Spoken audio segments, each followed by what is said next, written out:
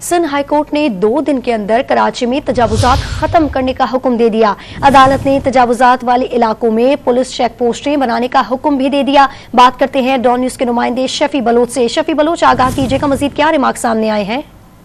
हाँ जी, करीमाबाद और एतराफ के इलाकों में तजावुजात के खिलाफ जो है वो दरख्वास्त की समाअत हुई, जहाँ पर मुतल्लिका इदारों की जानिब से अदालत में एक रिपोर्ट पेश की गई और जिसमें बताया गया कि अब तक कराची के 3 इलाकों में तजावुजात के खिलाफ जो है कार्रवाई की गई है। और इस तरह अदालत ने रिपोर्ट मुस्तरद कर दी, उस तक डरने का इजहार किया कि बार बार अदालती अहकामात का इंतजार क्यों किया जाता है। जिन जिन इलाकों में तजावुजात है वहाँ पर शहरी इदारों को फौरन इसके खिलाफ कार्रवाई करनी चाहिए। अदालत ने करीमाबाद फ्लाईओवर और दीगर एतराफ के इलाकों में कार्रवाई करके तजावुजात के खिलाफ कार्रवाई करके 2 दिन में रिपोर्ट पेश करने का हुक्म दे दिया है।